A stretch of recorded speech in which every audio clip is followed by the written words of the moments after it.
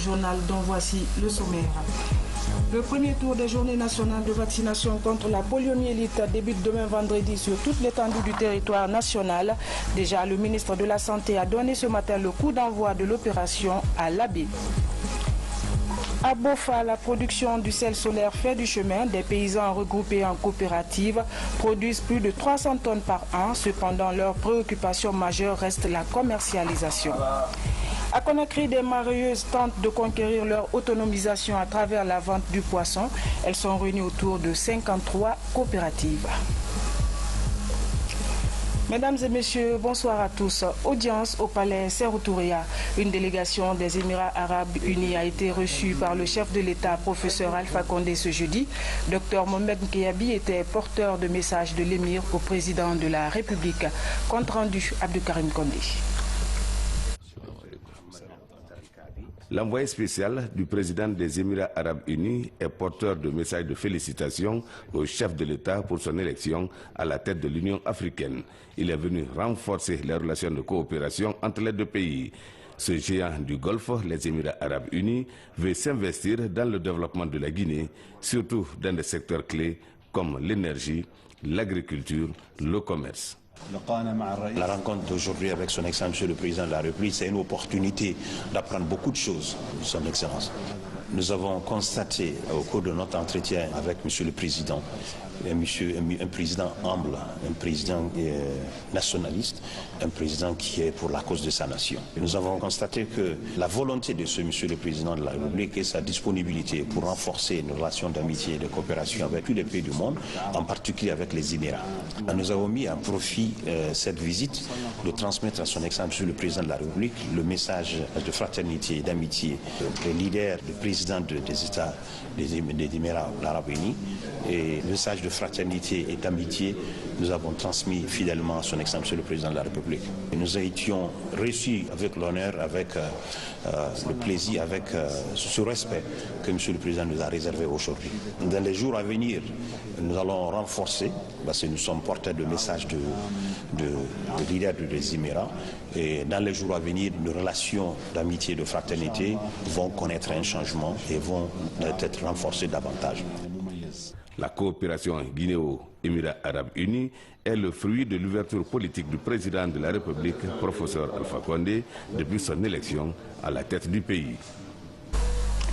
Le Maroc passe à l'action à peine quelques jours après la signature des accords entre les deux pays. Sous l'égide de Sa Majesté le roi Mohamed VI et du président Alpha Condé, les premières retombées commencent à se faire sentir. En effet, le royaume chérifien annonce l'arrivée prochaine de 100 000 tonnes d'engrais. C'était au cours d'une audience entre le Premier ministre chef du gouvernement et le directeur général de l'OCP Africa, une entreprise marocaine spécialisée dans le domaine de l'agriculture. La synthèse de la rencontre avec Ousmane Dangoura. Cette mission fait suite aux différents accords signés entre le royaume chérifien et l'État guinéen lors du passage de Sa Majesté roi Mohamed VI. C'est dans le cadre du développement du secteur agricole en Guinée. Le groupe OCP s'est engagé à accompagner et à participer à l'effort qui va être fait au niveau de la République de Guinée, donc à savoir le développement de l'agriculture en Guinée. Et dans ce cadre-là, le groupe OCP s'est engagé à livrer 100 000 tonnes d'engrais phosphatés. Et nous sommes donc aujourd'hui présents ici pour pouvoir finaliser tous les détails de cette opération. Le gouvernement appuie à travers la campagne agricole la mise à disposition d'engrais d'intrants. Les intrants, c'est les engrais, c'est les produits phyto, c'est les semences. Et donc c'est quand même, nous avons l'habitude de ces opérations. Nous avons identifié, c'est déjà toute l'étendue du territoire, donc les 33 préfectures, les sous-préfectures et peut-être même au-delà au niveau des CRD. Donc à ce niveau-là, les bénéficiaires sont en cours d'identification pour savoir qui va recevoir et c'est une opération que nous avons l'habitude de mener. La mise à disposition de ces 100 000 tonnes d'engrais est le fruit de l'excellence des relations existantes entre les deux États. Le mois de mars est consacré à la célébration de la femme. Les filles et femmes des partis politiques se concertent sur le respect du quota de 30% des femmes sur les listes électorales. Elles font de la sensibilisation leur cheval de bataille pour gagner le combat de la parité. La démarche est soutenue par le NDI, National Democratic Institute. On en sait plus avec Guénéen Sani. Elles sont venues des différents partis politiques et autres structures des organisations de la société civile guinéenne. Durant 2 jours, ces panélistes ont passé au peigne fin l'inscription et le bon positionnement des filles-femmes sur les listes de candidature, mais également le respect du quota de 30% des femmes. Aujourd'hui, nous nous battions pour que les 30% qui ont été accordés par l'État guinéen soient respectés. D'abord, par les partis politiques, au sein des partis politiques, et ensuite par nos gouvernants. Donc, deuxièmement, c'est l'autonomisation des femmes. Ce thème-là, c'est un thème qui a plu toutes les femmes et qui a réjoui toutes les femmes. Parce qu'aujourd'hui, aucune femme ne peut être positionnée sur l'étiquette politique aujourd'hui si cette femme-là n'est pas autonome. Plusieurs autres thèmes relatifs à l'implication des femmes dans la prise de décision ont été aussi abordés au cours de cette rencontre. L'initiative est du NDI avec l'appui financier du PNUD. Je suis arrivée évidemment en tant qu'expert en matière de genre pour que mes sœurs et moi on s'entretienne, les sœurs de la Guinée, pour qu'on puisse s'entretenir. Et ça a été 2 jours formidables, 2 jours de travail intense, sans relâche, qui nous a amené à poser la problématique de la représentativité des femmes dans les assemblées élues, avec plusieurs thèmes qui tournent autour de cette problématique. Et je pense que ça s'est passé dans une très bonne ambiance. La participation des femmes à la vie politique est un droit garanti par plusieurs conventions internationales ratifiées par la Guinée. Mais pour faire de ce droit une réalité, plusieurs investissements sur le terrain doivent être faits, d'où l'importance de cette conférence des femmes du pays. Le comité provisoire de réconciliation nationale était face aux artistes musiciens. Il s'agissait de présenter à ses leaders d'opinion le résultat des enquêtes réalisées sur le terrain dans le cadre des consultations nationales qu'elle a menées. Le point avec Robert Siditono. Ils sont considérés comme leaders d'opinion. En utilisant leurs talents, leurs moyens et leurs outils, le comité provisoire de réconciliation nationale estime que les résultats recueillis sur le terrain dans le cadre de la réconciliation nationale pourraient mieux être vulgarisés. Je pense qu'ils nous ont bien compris et ils sont engagés avec nous à diffuser ces résultats pour que tous les Guinéens les comprennent, pour que tous les Guinéens s'engagent à mettre en application ce que nous avons cherché et trouvé ensemble pour le bonheur de notre pays. Sur le terrain, plus de 9000 citoyens et concitoyens ont été touchés par ces consultations. Un travail exécuté en 2 étapes, les rencontres communautaires et les enquêtes. On va compter de faire au moins un morceau de sensibilisation. Là, on peut faire les compilations de part et d'autre en des langues différentes pour que nous puissions donner quelque chose, un bon sens pour l'effervescence de l'unité nationale guinéenne. La Guinée a intérêt de faire la paix. On ne fait qu'appliquer tout ce qu'ils vont nous dire. Donc, nous aussi, nos frères qui sont avec nous, on va essayer de leur contacter pour qu'on fasse au moins un morceau fétiche pour la paix, pour la réconciliation nationale en Guinée. À l'issue des travaux, le CPRN et les artistes musiciens s'engagent à coaliser les efforts pour une réconciliation inclusive, durable et soutenue dans le pays. La presse écrite guinéenne vient d'organiser une table ronde autour des écueils de son évolution. Durant 2 jours, les hommes de la plume ont ainsi fait le diagnostic de la situation d'ensemble de la corporation. Reportage Yaya Silla. La presse écrite se meurt à petit feu. Éprouvée par le développement effréné des nouvelles technologies de l'information et de la communication qui remettent en cause la conception traditionnelle du journal papier, le journal satirique Le Lynx est parmi les rares journaux à avoir une parution régulière. C'est pour faire l'état des lieux de la production et la diffusion des journaux que sont réunis ces professionnels. Aujourd'hui, ce plan de sauvetage est obligatoire. Et il ne peut pas se faire sans un diagnostic exhaustif de la presse écrite dans notre pays. Ce diagnostic va se reposer sur le cadre juridique institutionnel du secteur de l'info et de la communication de notre pays, sur la problématique de la publicité dans notre pays, sur le profil des acteurs qui animent ce segment de la presse dans notre pays. En 2001, la Guinée comptait officiellement 200 journaux. À ce jour, seuls 47 titres paraissent, d'où l'impérieuse nécessité de faire le diagnostic. La presse papier, c'est la presse écrite, risque de disparaître. Pourquoi? Parce que nous sommes confrontés à d'extrêmes problèmes, non seulement logistiques, mais financiers. La presse écrite a un rôle indéniable dans le paysage médiatique guinéen. Les partenaires de l'Association guinéenne des éditeurs de la presse indépendante, AGEPI, disent en être conscients et réitèrent leur soutien à la presse dans son ensemble. Rien que mieux, qui peut mieux que la presse écrite faire son vrai travail, exactement, d'investigation, de recherche, de recoupage des sources et d'analyse profonde, où on n'est pas dans le temps présent et où on n'est pas dans l'urgence de la presse audiovisuelle, avec tout le respect que j'ai pour les collègues de la presse audiovisuelle, ou de la presse en ligne, où là, chaque matin, il faut qu'on sorte et ça sort, et finalement, on ne sait pas très bien si l'info qui sort est bonne, est-ce qu'elle est mesurée, est-ce qu'elle est solide, est-ce qu'elle a été contre-vérifiée. La presse écrite, elle a ce rôle-là, et c'est un rôle essentiel. Je pense que les débats que vous venez de mener, dont sont issus des résolutions dont je viens d'entendre quelques-unes, ces débats permettront de poser les premiers jalons de cette fameuse journée de la presse qui va être un tournant aussi bien pour l'avenir de notre presse que l'issue heureuse que nous voulons pour notre démocratie. J'espère qu'au cours de la journée de la presse, elles pourront connaître un début de réponse, sinon pourront être pour une fois prises en compte. Cette table ronde sur l'état des lieux de la presse écrite n'est que le début d'un processus de réhabilitation de la presse en Guinée. L'idée est d'instituer une journée de la presse pour permettre la réorganisation de toute la presse guinéenne.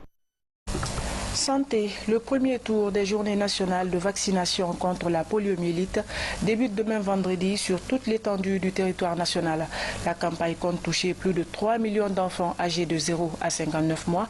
Déjà, le ministre de la Santé, Dr Abdourahmane Diallo, a donné le coup d'envoi de l'opération ce matin dans la commune urbaine de Labé. Sori de Kera, depuis la Moine-Guinée. Le premier tour des journées nationales de vaccination contre la poliomyélite exercice 2017 vise le renforcement de la surveillance épidémiologique autour de la maladie. Car le pays a réussi à interrompre la transmission de la poliomyélite selon une évaluation réalisée en janvier dernier par les experts indépendants. Le ministère de la Santé et ses partenaires comptent pousser l'offensive pour maintenir les acquis de la riposte. Nous avons interrompu la circulation du virus de la poliomyélite. Mais ça ne veut pas dire qu'il faut baisser les bras, qu'il faut tout arrêter. Au contraire, il faut continuer cette vaccination. Il y avait des parents à qui on avait fait croire que c'était contre la religion de faire vacciner les enfants. Les autorités ont ainsi démontré que l'engagement de l'Union africaine pour l'accès universel de tous les enfants à la vaccination pour la santé est une réalité qui peut être mise en œuvre sur le terrain. L'Abbé fait partie des 4 districts sanitaires du pays où les résultats de la vaccination sont encore au-deçà de la performance requise. Les autorités sanitaires de la région sont déterminées à relever le défi. Pour la réalisation de la campagne, plusieurs activités préparatoires ont été déjà menées, à savoir la tenue de réunions d'information et de sensibilisation auprès des autorités administratives, religieuses et de la société civile. La mise à niveau de l'ensemble des superviseurs, des vaccinateurs et des mobilisateurs. Le redéploiement sur le terrain de 96 superviseurs de proximité, 57 superviseurs de district appuyés par 5 superviseurs du niveau régional et ceux du niveau central ainsi que l'ensemble des partenaires évoluant sur le terrain. À compter de ce 10 mars et ce pendant 4 jours, les équipes de vaccination feront le porte-à-porte pour atteindre la population vaccinale cible sur l'ensemble du territoire national. Cette population s'élève à 3 millions d'enfants âgés de 0 à 5 ans. Chaque enfant a droit à 2 gouttes de vaccin pour renforcer son immunité face à la poliomyélite ainsi qu'à toutes les maladies à potentiel épidémique. Justement, à Conakry, la campagne nationale de vaccination contre la poliomyélite a été lancée dans la commune de Dixine. Pour toucher le plus grand nombre d'enfants, les agents feront du porte-à-porte et se rendront dans les marchés, les gares routières, les écoles, les débarcadères, entre autres. Cette maladie, causée par une infection due au poliovirus, touche principalement les enfants de moins de 5 ans. Adiatou Bari. Comme les années précédentes, la campagne de vaccination contre la poliomyélite est lancée à Conakry. Pour les 20 quartiers de la commune de Dixine, par exemple, elle va toucher tous les enfants de 0 à 59 mois. Notre pays est dans la droite ligne de la certification de l'éradication de la poliomyélite. Donc, ces journées nationales de vaccination s'inscrivent dans ce cadre pour maintenir les acquis et aussi pour renforcer l'immunité des enfants. Nous pensons qu'avec tout ce qu'on a fait lors des campagnes précédentes, ça a été une réussite et nous pensons que cette fois-ci c'est un défi. Nous voulons vraiment couvrir les 100% de couverture. La poliomyélite est une maladie infectieuse et très contagieuse. Elle provoque une paralysie irréversible des membres chez les enfants. Selon les spécialistes, elle se transmet d'un enfant malade de polio à un autre enfant sain et non vacciné. Avec les différentes campagnes de vaccination gratuites, la circulation du poliovirus est circonscrite dans le pays. Et la particularité du présent passage, c'est que si vous avez bien suivi les médias, il vient d'être annoncé l'effectivité de l'éradication de la poliomyélite en Guinée. Mais pour la certification ou la validation de ce constat, l'État et ses partenaires ont encore organisé 3 passages. Pour la zone spéciale de Conakry, les équipes de vaccination feront le porte-à-porte dans les concessions, les marchés, les écoles maternelles, les garderies d'enfants et dans les zones minières pour administrer les doses vaccinales pour prévenir la poliomyélite chez les tout-petits. La Guinée sera bientôt dotée d'une nouvelle politique de recherche en santé. Les acteurs impliqués dans le secteur se sont concertés à Kindia pour le débriefing du diagnostic. Il a été aussi question de la révision de la politique et du plan directeur de la recherche dans le domaine de la santé. Les détails avec Kerno Maroufba, Ousmane Ba. La recherche pour l'actualisation des données sanitaires figure parmi les prérogatives du département de la santé. 25 ans après la première révision de la politique nationale, les acteurs se retrouvent à nouveau. Une rencontre entre professionnels du domaine qui vise à faire le diagnostic de la politique et du plan directeur de recherche du secteur de la santé pour une meilleure relance de ce domaine après le passage de l'épidémie Ebola. Pour mieux organiser un système donc, de santé, pour mieux le gérer, on a besoin de données. Et ces données donc, ne sont produites que par la recherche. C'est la recherche donc, qui génère des données factuelles sur lesquelles on va se baser pour organiser, mieux gérer et évaluer. Alors le gouvernement de la Guinée donc, justement, a senti la nécessité donc, de disposer donc, de données de tel type de grande qualité et qui doivent être générées par la recherche. Les résultats de la recherche sont d'une extrême importance pour développer toutes les autres politiques sectorielles ou sous-sectorielles de santé, pour développer les services de santé et améliorer la qualité des prestations.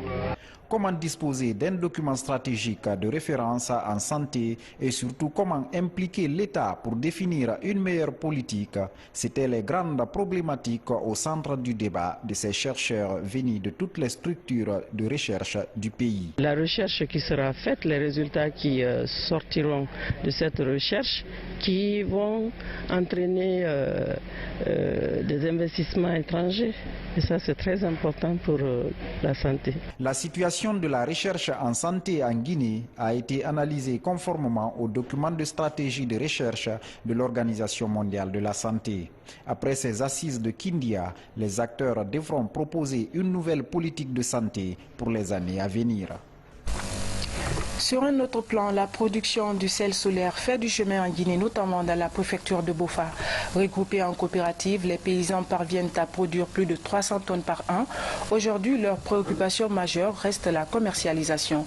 Reportage Mohamed Touré, Mohamed Alpha Baldé. Environ 2 km de marche à pieds nus dans la boue à la découverte de Marais Salan. Nous sommes dans la préfecture de Bofa. Depuis 1992, les producteurs de sel solaire sont réunis en coopérative. Ils bénéficient de l'accompagnement technique de différents partenaires. Grâce aux nouvelles approches, leur rendement s'améliore avec moins d'impact sur l'environnement et sur l'homme. Au niveau de la technique traditionnelle, non seulement ça détruit la mangrove, ça affecte l'état de santé des producteurs et même des consommateurs parce que à la récolte, on a 0% d'iode. Donc au niveau du système moderne, une fois le sel est récolté, naturellement le sel contient de l'iode. Bofa s'illustre aujourd'hui dans la production du sel solaire. Près de 300 producteurs sont recensés et évoluent dans cette coopérative. Kaba Kamara appartient à l'une d'entre elles. Il est considéré comme le plus grand producteur de sel solaire en Guinée. Il peut produire jusqu'à 35 tonnes par an. Grâce à cette activité, Kaba Kamara arrive à s'en sortir. L'unique difficulté à laquelle nous sommes confrontés, c'est le mauvais état de la route reliant notre village à notre site de production. Outre ces avantages, les producteurs de sel solaire sont confrontés à l'accès au site et surtout à l'écoulement de leur production. C'est en cela que s'attellent les promoteurs. Donc l'idée, c'est vraiment que le comptoir sel ait la possibilité en fait d'acheter la production aux producteurs pour la ramener ici, donc que le prix de vente aussi, que le prix du transport soit inclus dans le prix de vente pour que ce soit le comptoir qui puisse ramener cette production. La conditionner, donc ça veut dire quoi? Ça veut dire piler le sel pour que le sel soit très fin et plaise aux consommateurs guinéens, mais également le iodé. Point très important parce que tout sel vendu en Guinée doit être iodé, c'est obligatoire. Depuis le début de l'introduction des nouvelles méthodes de production de sel solaire à Bofa, 2012 a été l'année record avec une production avoisinant les 715 tonnes. L'ONFPP s'engage à professionnaliser les jeunes artistes à mobilité réduite. Le projet s'appelle Handicapable. Il vise à former ces jeunes démunis afin qu'ils puissent se prendre en charge. Reportage Komara Moussa. Ils veulent surmonter leur handicap pour être utiles à la société par le biais de la musique. À l'Office national de la formation et du perfectionnement professionnel, leur projet est bien accueilli. La direction va les aider à professionnaliser leur activité. L'idée est de favoriser l'autonomisation de cette couche vulnérable à travers le nouveau concept Handicapable. Notre mission, c'est d'apporter de la formation dans le but d'améliorer les compétences de nos cibles, dans le but de les amener vers la compétitivité, afin qu'en vivant de leur métier, ils réussissent à vaincre la pauvreté à leur niveau. Donc c'est une formation à forte valeur ajoutée que nous allons financer à l'endroit des personnes vivant avec un handicap dans ce projet commun qu'on a avec le projet Handicapable. Durant 3 semaines, ils vont apprendre à manipuler les instruments de musique, fabriquer des instruments locaux, danser, mais aussi faire la scénographie. Tout un processus accompagné de l'alphabétisation. Comme eux, ces directeurs des ressources humaines des entreprises partenaires de l'ONFPP sont à l'école du management et de l'ingénierie de la formation. Une démarche scientifique appliquée à la formation tout simplement. Ne pas faire de la formation pour faire de la formation, mais pour faire de la formation en respectant un certain nombre de méthodes et techniques et outils, pour que l'argent qui est investi dans la formation ne soit pas investi pour rien, pour que cet argent soit un investissement dont on peut évaluer le retour. Cette formation intervient dans un contexte où la plupart des chefs d'entreprise du pays peinent à élaborer un plan de formation adéquat pour leur personnel. Les techniques de conception, de gestion et de suivi de la formation au sein des entreprises sont passées en revue. On nous a dit pour un premier temps, avant de faire un plan de formation, il faut faire le diagnostic, il faut analyser les besoins et puis prioriser d'abord les besoins avant de mettre en place un plan de formation. Au bout de 2 semaines, beaucoup d'imperfections ont été corrigées. Une avancée pour l'Office national de la formation et du perfectionnement professionnel engagé dans la qualification des ressources humaines au sein des entreprises.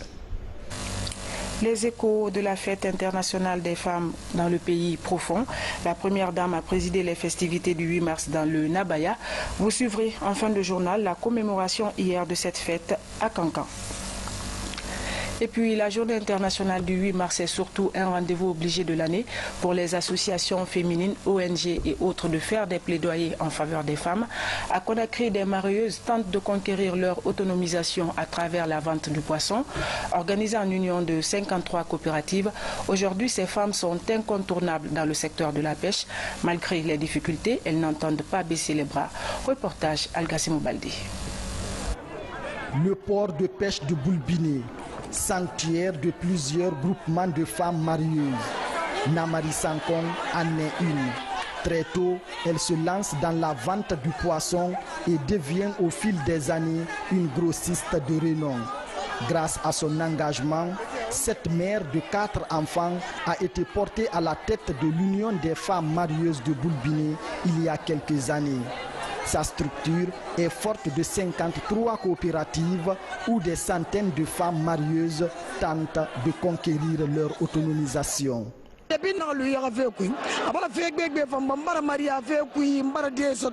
Le commerce du poisson m'a aidé de faire beaucoup de réalisations, ce qui m'a permis d'encourager d'autres femmes à pratiquer la même activité génératrice de revenus.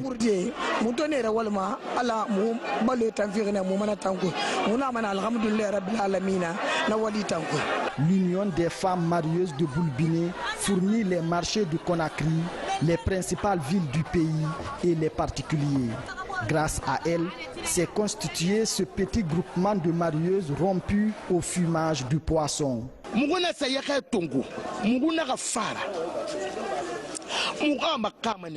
Quand on achète le poisson, on le nettoie très bien avant de le mettre au feu.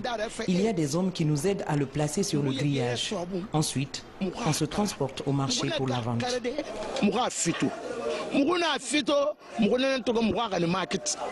Les difficultés, il n'en demeure pas moins pour ces femmes marieuses dans leur travail quotidien. Ce qui n'entament pas l'ardeur de Namari et sa troupe à réussir le pari de l'autonomisation. Direction Accra, où le pays a célébré la fête d'indépendance. Plusieurs chefs d'État et de gouvernement étaient présents, parmi lesquels le chef du gouvernement Mamadi Yula. L'émissaire du chef de l'État a saisi l'occasion pour transmettre le message d'amitié du président de la République à son frère et ami Ado Akufo. Page noire, le peuple de Guinée a rendu ce jeudi un vibrant hommage à l'un de ses dignes fils. Professeur Yarouba Touré a été le premier professeur agrégé en néphrologie de l'université Cheikh Anta Diop de Dakar. L'homme est décédé le jeudi 2 mars 2017 à Rabat au Maroc des suites de maladie. Le film de la cérémonie avec ça en marathon. Son cercueil tenu par ses pairs du collège médical, professeur Yacouba Issiaga Touré reçoit le dernier hommage. Premier professeur agrégé de néphrologie de l'université Cheikh Anta Diop de Dakar, professeur Yacouba est décédé le 2 mars 2017 à Rabat au Maroc. Depuis 1986, professeur Yacouba s'investit dans la promotion de l'enseignement supérieur en Guinée. Sa participation a valu à la Guinée sa place au Conseil africain et malgache de l'enseignement supérieur CAMES en 1984. C'est le premier agrégé africain en néphrologie, et cela depuis 1984. Il a encadré beaucoup de néphrologues, je crois qu'il y a 2 agrégés qui sont sortis de son encadrement. Et d'ailleurs, il était le correspondant national du CAMES, celui qui a aidé à élaborer tous les tests pour que la Guinée puisse adhérer au CAMES. Et grâce à lui, nous avons plusieurs dizaines d'agrégés de médecine. Le professeur Touré a été notre maître, notre patron. Il nous a formés dans cette discipline jusqu'à ce qu'on soit des professeurs.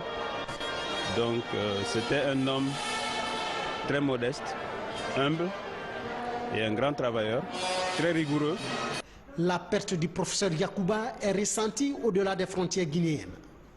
La délégation sénégalaise en première loge, parents, amis étudiants, humanitaires du Lions Club, chacun est attristé de la disparition de cet homme. Il est un des pionniers du secteur médical en Guinée. Il a été un médecin de famille. C'est pour ça, vous savez, il a un module qu'il a piloté à la faculté de médecine, pharmacie et de dentostomatologie. Toutes les grandes familles de Guinée connaissent Professeur Yacouba Touré. La Guinée perd un grand homme. Je voudrais juste vous demander, aujourd'hui vous pleurez mon père, mais j'espère que vous continuerez à célébrer sa vie, célébrer le modèle qu'il a été, que vous le garderez dans vos prières. Professeur Yacouba regagnera sa dernière demeure ce vendredi 10 mars 2017 à Farmoria dans Forêt-Caria, la terre qu'il a vu naître en 1947. Il laisse derrière lui une veuve et des enfants. Ainsi va la vie, que l'âme de professeur Yacouba Touré repose en paix. Amen. Mesdames et messieurs, c'est la fin de ce journal à tous. Merci de l'avoir suivi. Demain, vous serez avec Médine Konaté. Moi, je vous dis bonsoir et à très bientôt.